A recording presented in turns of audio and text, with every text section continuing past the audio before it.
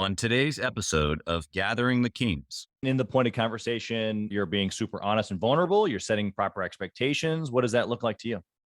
I think a little bit of both. Being upfront with expectations and set the bar a little higher than I hope for someone to get to. But we always try to under promise, over deliver. So, that on this side of the thing, you want to set the bar higher than you expect for them to be able to achieve. And if they do hit that, then that's even better. Set the expectations right up front, since some beating around the bush.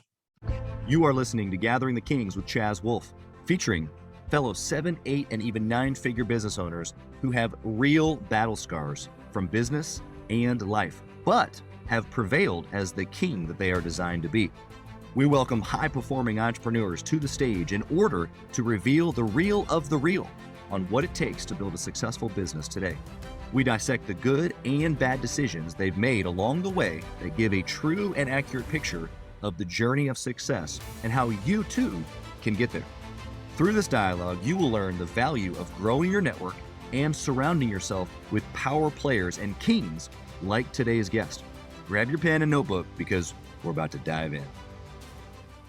What's up, everybody? I'm Chaz Wolfe, Gathering the Kings podcast. I've got Gabe Gruszynski on the King stage. My brother, how you doing?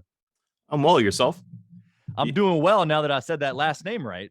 Yeah, you nailed it. Good job. I appreciate that. I got a little coaching before we hit the record button here for the listener, but that's all right. Names are important. I try to get them right. Gabe, what kind of business you got, man? We have a couple businesses. The first and foremost, I guess, is multifamily investing, generally syndication. Sometimes we don't syndicate. Sure. Then we also recently started a debt and equity brokerage for commercial real estate. And then my wife is also a commercial real estate broker. So, wow. You guys have your hands in several things, real estate. I love real estate for that reason. Like you can just be as creative as you want to be. Yes, you can just pick up a lane and go for it. Yep. Okay. So before I jump in, because I got all kinds of questions for you, especially since you're in a couple different angles. I want to know at this stage, why do you keep pushing? Because obviously, you're here because you've had a level of success. What's the bigger picture for you? Really, it's about being able to obviously leave our children in a better position than we were when we were growing up. Both my wife and I, she probably had a harder background than I did. Growing up in Texas, I can say that it was tough. And there was a time when I was homeless in my teens, but wow, that's relative. My wife grew up in New York City in some pretty rough parts. Wow. I would say that she had it worse. For you to say that you were homeless at one point and your wife had it worse, that says a lot. Yeah, I like to camp, and we would generally go sleep in a tent down by the lake here. So yeah, it wasn't too terribly bad. So that's a good half cup full perspective. That's for sure. Okay. So you want to leave a legacy for your kids. Where did you get this from? Like, has this grown over time, you think? Yeah, definitely. And it's not just the legacy, because obviously they have to understand how we got here, understand the work that it took to get to that position, and sure, hopefully not blow it in clubs and on frivolous things when they get older. Do you think that, and this is more of a unique just perspective because I didn't come from a whole bunch either. Do you, and or maybe your wife, since you've brought her into the conversation as well, do you think that the drive to get away from where you came is stronger than what you're trying to create for your kids? Or is it the reverse? What you're trying to create is stronger than what you're running, from a lack of better terms? I think at this point, it's our drive to get where we're going is much stronger. I think early on, I shied away from doing any business on my own, even though there were multiple times when people said, hey, you should do this on your own. The reason we were at one point is my dad had invested, he's a business owner, and basically invested everything he had into a deal that was overseas. It was in Central America, and basically the guy ran off with all the money, and he banked on that and had stopped working or doing what had been paying the bills. So put us in a little bit of a bind. So because of that, I didn't want to really go the business ownership route. Had been a W-2 employee for a long time. I made good money, but that income level there's a ceiling on it. And then you don't have the time freedom that you do as a business owner. And that's one of the, I guess, the best benefits is being able to take the kids to school or pick them up if they're sick in the middle of the day, go to all their events. To me, that's what it's all about. Yeah, I love that. Okay, well, tell me, you gave us a little bit about how you got started, obviously from a perspective of your dad being an entrepreneur, clearly a risk taker. Do you think that, obviously you said it already played into you getting into business maybe later in life. What was the catalyst that actually got you into business? Was it your wife? Yeah, actually. Yeah. So when our oldest son was born, she decided that she wanted to leave corporate America and started going down the business path. She looked at a few different things, but the one that sort of stuck was real estate. And because of her getting into it, I sort of casually followed, at least initially. And yeah, that's really how it got started. We started with single family stuff. We did some land, some owner finance, a few different things. And then in the process, I also got my real estate, my mortgage license. So that's how I got into lending, because a buddy of mine that I'd known since preschool. Yeah, a long time. Wow. So I don't want to date myself, but that's several decades at this point. He'd been in the mortgage industry since, I guess, probably he was a teen, 1920, and has done really well. And I always thought, if he can do it, I think I'm better with numbers than he is. But I really didn't like the residential mortgage side, but the commercial I really enjoy that. Made sense. So you're putting all these pieces together. Wifey decides to try real estate. You've got this hesitancy in business from a risky business owner father. Where along the line did you have that click of, okay, wow, I could have the freedom, but also make good choices? Like, where did the new vision come into play? It wasn't just you following wifey. I was still hesitant. Really, I had kept the W-2. I was full-time, but I wasn't working full-time, if that makes sense. I was probably putting, I can say it now because I'm no longer employed with them, I was probably putting about 20 hours a week into that. And it was a very high paying salary. So it was the golden handcuffs. Yeah. And really the only reason I left was because I was laid off. Wow. If I'm going to be frank. Otherwise, it may have taken me a bit longer to let go, because that when you have 3 kids and a wife, that steady income is sort of nice to have. Yeah. Yeah. And so, okay, so there was like this thrust into what you had already been checking out. And so what was a good decision that you made along the way? Or maybe it was you and wifey together, because it sounds like you guys have been doing quite a bit of this together, that you made that you could share, that was just like a catapult into you being where you are now. I think it's maybe not just one thing, but in general, spending money and time on yourself, getting educated, and a change in mindset, because the mindset of a W-2 employee is totally different than a business owner. You have to have faith in yourself.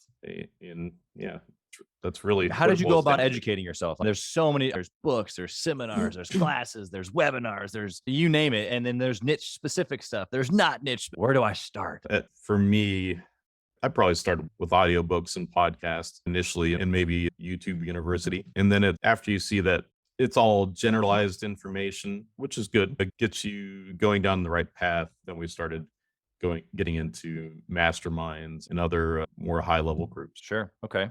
And for you, it sounds like there was a progression. So the decision that you made was personal development, knowledge, building yourself, building your understanding, like really pressing into you. And you did that through books, audibles, YouTube, podcasts, and then eventually got into, you're saying, masterminds, other type of high level thinking. Is there like a scale that you're following along? Is it just when you have enough knowledge, then you need connections? Or what were the stair steps for you and why you chose to do those different things? It was really to be in the room with other folks, like-minded folks that are doing bigger, you say bigger and better, who knows if it's really better, but perceived bigger and better things than you are.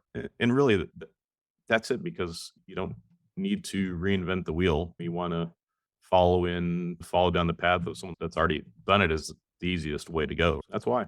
Shrink time. Okay. What about a bad choice? Gabe, what'd you do that you just stop everybody from making the mistake? If you could write our stories for us. Oh, bad choice. There have been several, not that long ago. It was a few different things. Choosing who you partner with, I think, on opportunities is very critical. I won't say that it was all due to that poor decision, but we lost 6 figures on something that partly because of that.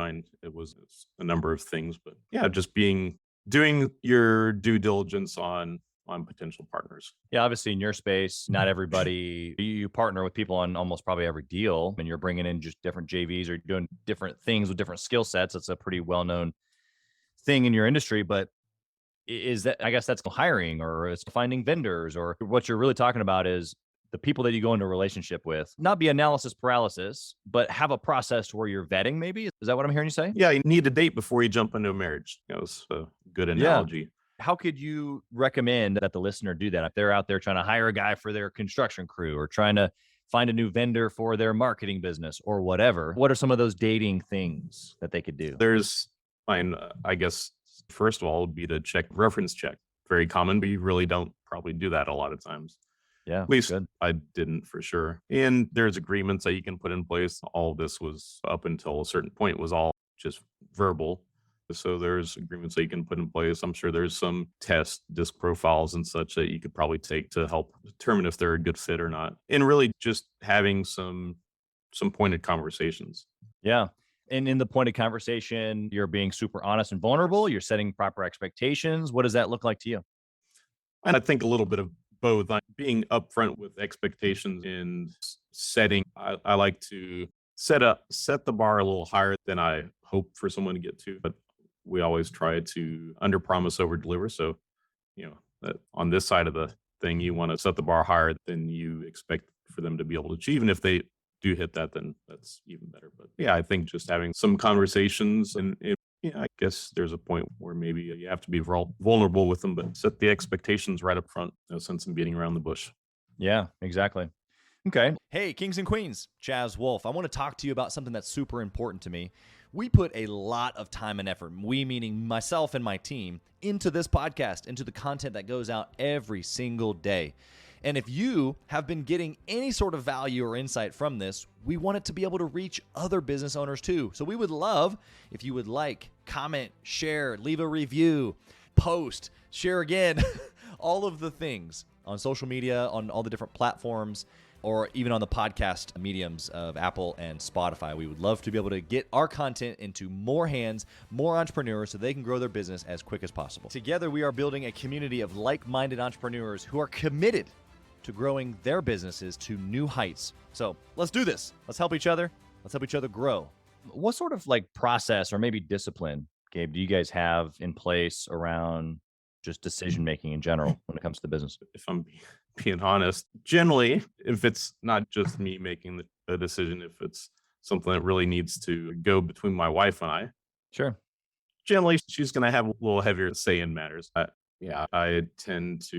know there's a decision. It worked out well for us, but I made in a deal that we were doing that, had I listened to her or gone to her prior to making the decision, we wouldn't have done it.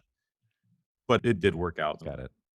I'm glad for that, because I have a couple of those where I didn't, or actually I did go and she told me not to, and I did it anyway. And it didn't work out so good at all. Oh, yeah. No, and that's one of those deals where you're probably reminded of it every so often, I'm sure.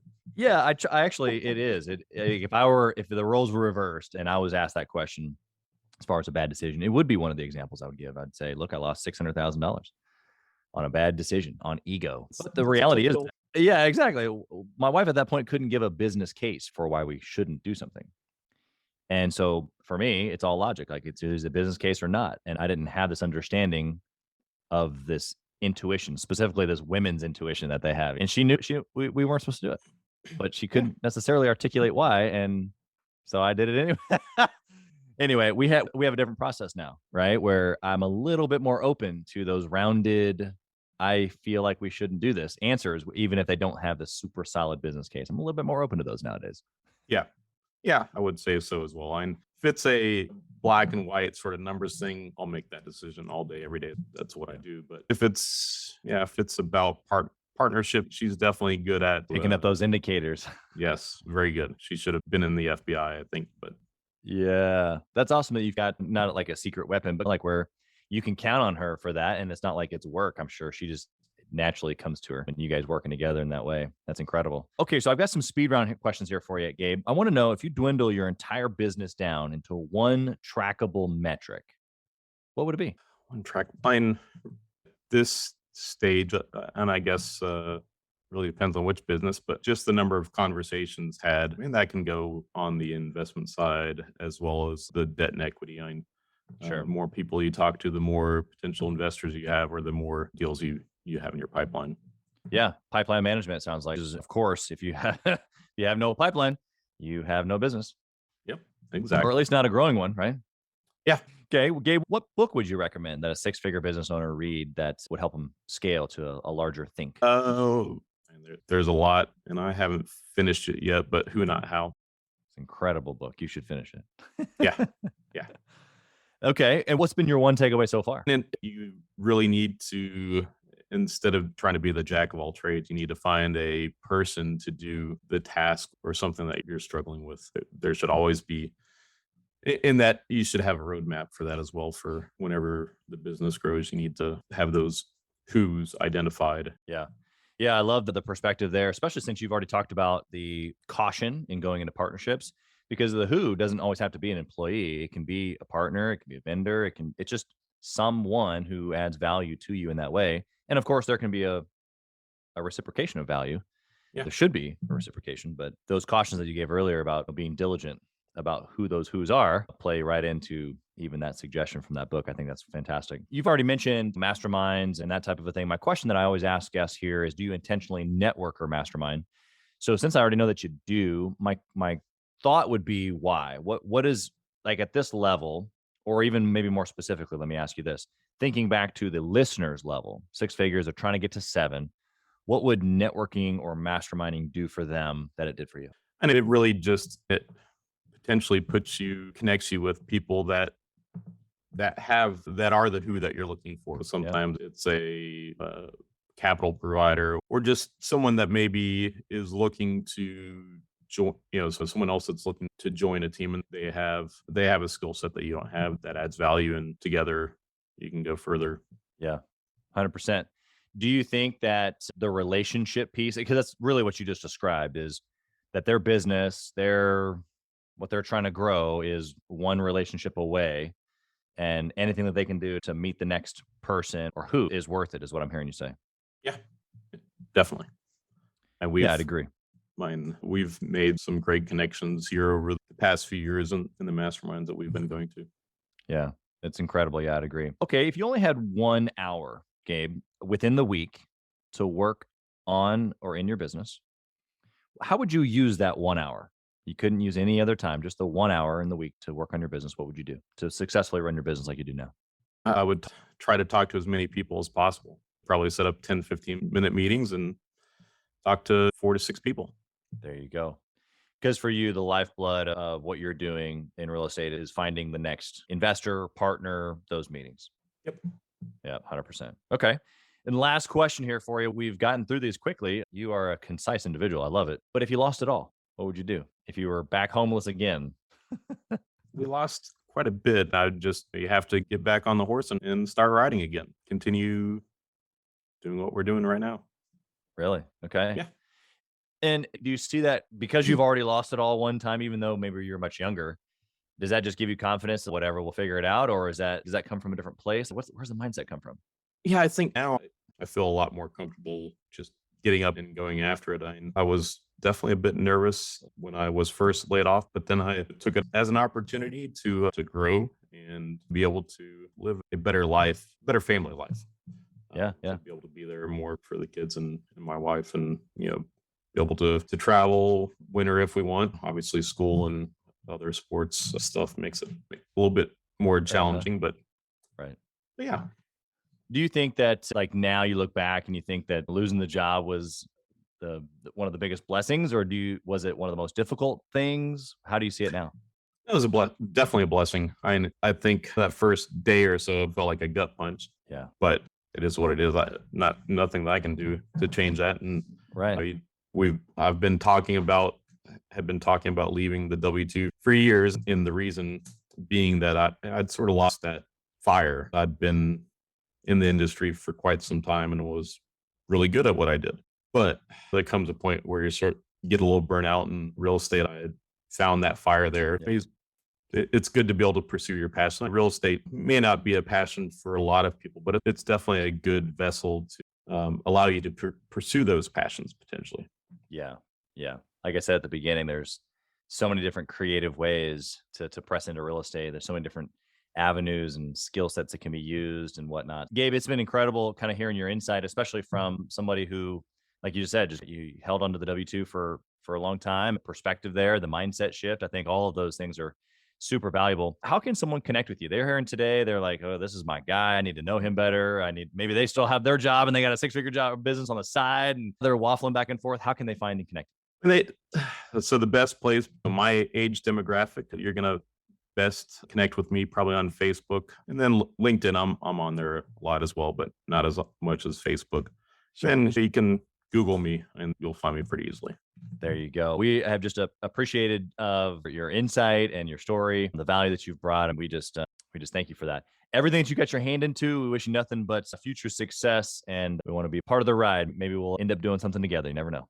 Sounds great. I look forward to it. Yeah, we appreciate you being on the show, bud. Thank you for listening to Gathering the Kings today. I hope that you were able to pull out a few nuggets to go apply into your business right away. More importantly, though, I hope that you're realizing that it takes more to be successful than just being by yourself, doing it all on your own, carrying the weight all by yourself. What I have realized, not only in my own journey from multiple businesses and multiple different industries, and now interviewing over 200 or 300 other very successful 7, 8, and 9-figure business owners, is that it's tough to do it alone. And so Gathering the Kings exists to bring together successful entrepreneurs. In fact, we are putting together 1,000 kings, specifically who are grateful but not done. We're intentionally assembling kings who fight tooth and nail for their business, family, and communities. And here's what we believe, that in the pursuit of excellence in those areas, that it ignites within us the responsibility to govern power and forge a lasting legacy. So if that relates and resonates with you, and you know that you need people around you, sharp, qualified, other very successful business owners, I want you to go to gatheringthekings.com. I want you to take a look at what we're doing and see if it makes sense for you to be part of our pursuit to 1,000 kings. Talk soon.